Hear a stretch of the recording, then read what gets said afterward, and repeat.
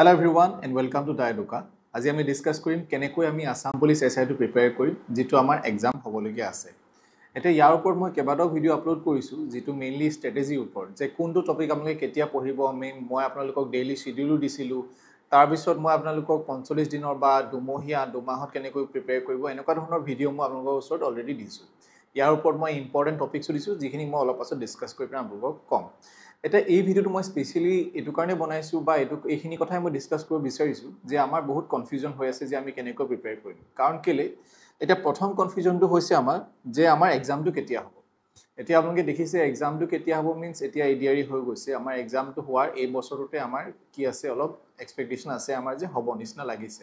কিন্তু আমি ক'ব নোৱাৰো যে হ'ব নে নহ'ব বুলি কিন্তু আমি নিজে প্ৰিপেয়াৰ হৈ থকাটো উচিত। এনেকৈ সাৰপ্ৰাইজ যদি দিব পাৰে যে আমাৰ এসপ্তাহৰ পিছত এক্সাম আছে তেতিয়া আমি একো কৰিব নোৱাৰিম। নেক্সট কোৱেশ্চনটো হৈছে যে আমাৰ যেহেতু এডিআৰই এক্সাম সকলে দিলে আৰু সবে একদম সাদমাত আছে যে এডিআৰই যিখন সিলেবাসখন চাই পেলাই কোনো মানে সবে ভাবিছিলে যে বেলেগ এখন সিলেবাস আহিব বুলি যে হিষ্ট্ৰি বেছিকৈ আহিব বুলি ভাবিছিলে পলিটি আহিব কিন্তু হেতু তাৰ উলুটাটো হল বেলেগ কোৱেশ্চন আমাৰ আহিছে। কিন্তু যিয়ে নহক লাগিলে এডিআৰই সিলেবাসখন হেখন একচুয়ালি এডিআৰই সিলেবাসখন তেনেকৈ আছিল হেকাৰণে এখন তেনেকৈ আহিছে আমাক কোনো কোৱা নাই যে কোনটো কোড কিমান মাৰ্কস আহিব হেতু আমাক কৈ থোৱা নাছিলে।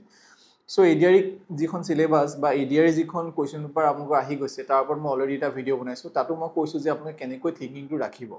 এটা ইয়াৰ লগত এটো ৰিলেট এটো কাৰণে যে সবে হুদি আছে যে এডিআৰই যেনেকৈ আমি এক্সামটো যেনেকৈ কোৱেশ্চন আহিছে যেনেকৈ সিলেবাসখন চেঞ্জ হৈ বুলি কৈছে কিন্তু সিলেবাসখন চেঞ্জ হোৱা নাই কিন্তু যেটো প্যাটাৰ্নটো যেনেকুৱা হৈছে এডিআৰই যে আমি আসাম পুলিচ এসআইটো তেনেকুৱা এটা প্যাটাৰ্ন আমি এক্সপেক্ট কৰিব পাৰো নেকি।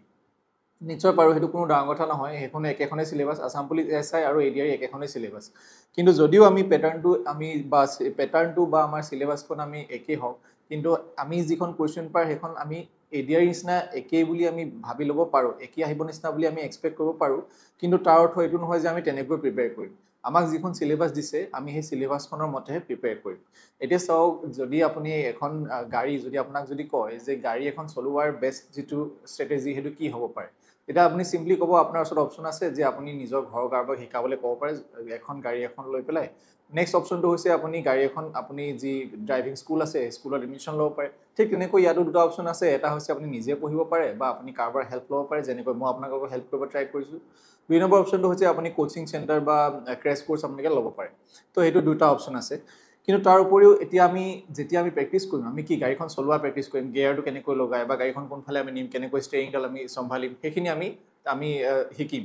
কিন্তু যদি আমাক যেতিয়া আমাৰ এক্সাম হ'ব যেতিয়া আমাৰ ড্ৰাইভিং টেষ্ট হ'ব তেতিয়া আমাক যদি কয় যে আপুনি গাড়ীখন এনেকৈ উৰুৱাই পেলাই চলাও যে এখন যদি এনেকৈ দি দিয়ে যেনেকৈ স্পৰ্টছ কাৰ বিলাক থাকে তেনেকৈ যদি উৰুৱাই চলাবলৈ কয় হেতুটো আউট অফ দা সিলেবাস বা আউট অফ দা একচুয়ালি আমি চাব গলে হেতু আউট অফ দা সিলেবাস নহয় আমি গাড়ীখন চলাব জানো কিন্তু আমি সেই পৰিস্থিতিত নাজানো।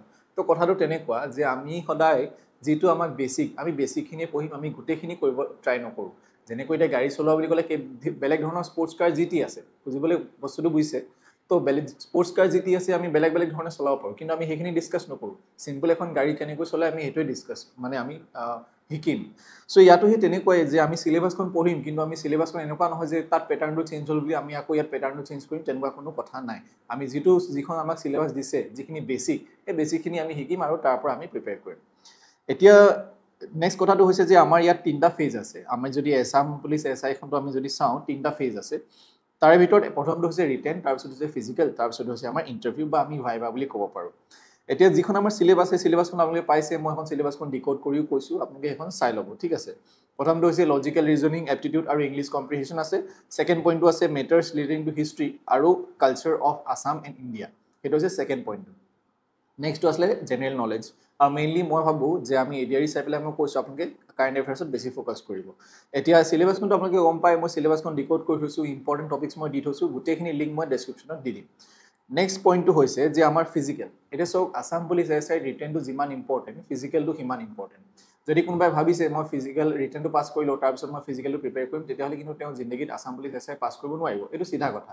কাৰণ কেলে মই নিজে দি হলো মই গম পাইছো কাৰণ মই এতিয়া ৰানিঙৰ কথাটো আপোনালোকক কম যে ফিজিক্যাল যেটো আসাম পুলিচ এসআই মেইনলি ফিজিক্যালটো লাগে ফিজিক্যালটো 100% লাগিব ৰিটেনটো 100% লাগিব।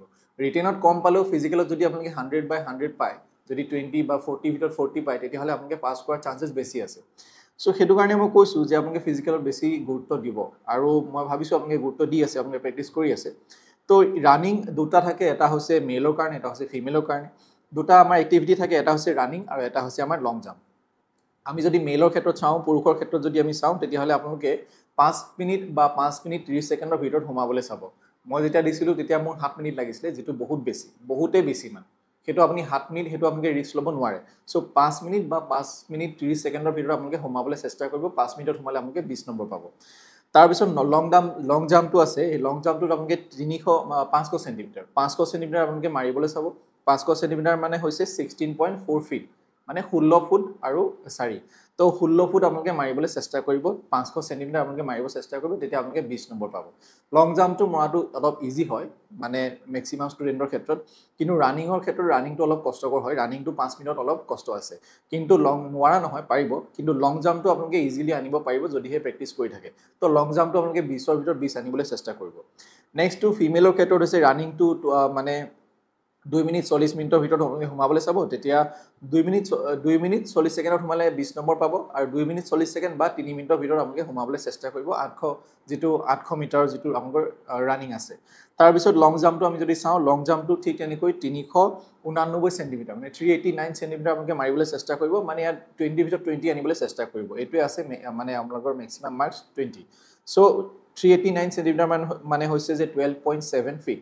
চ' এইটো আপোনালোকে ফিমেলসকলে মাৰিবলৈ চেষ্টা কৰিব। মই আকৌ কৈছোঁ যে লং জাম্পটোৰ আমি মাৰ্কছটো চিকিউৰ কৰাত বা লং জাম্পটো মাৰিবলৈ আমাৰ কি হয়, সুবিধা হয় বা অলপ ভাল মাৰিবলৈ মানে ৰানিংটোতকৈ।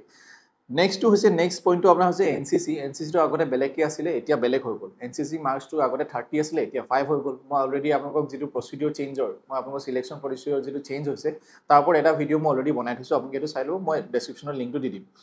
এতিয়া যিটো আপোনালোকৰ ইয়াত যিটো এনচিচি এবাৰ হৈছে, ইয়াত আপোনালোকৰ 5 মাৰ্ক আছে। যদি আপোনালোকৰ ওচৰত A চাৰ্টিফিকেট আছে, B চাৰ্টিফিকেট আছে, এনচিচি C চাৰ্টিফিকেট আছে, তো মেক্সিমাম কিন্তু আপুনি 5 মাৰ্কহে পাব, তো তাতকৈ বেছি আপোনালোকে নাপায়। আৰু অৰেল আৰু ভাইভা সেইটো আপোনালোকৰ ছেইম হয়, যিটো আমি ইণ্টাৰভিউ বুলি ক'ব পাৰোঁ। ইণ্টাৰভিউটো যোৱাবাৰৰ পৰা ইয়াত এড কৰা হৈছে, আগতে নাছিলে।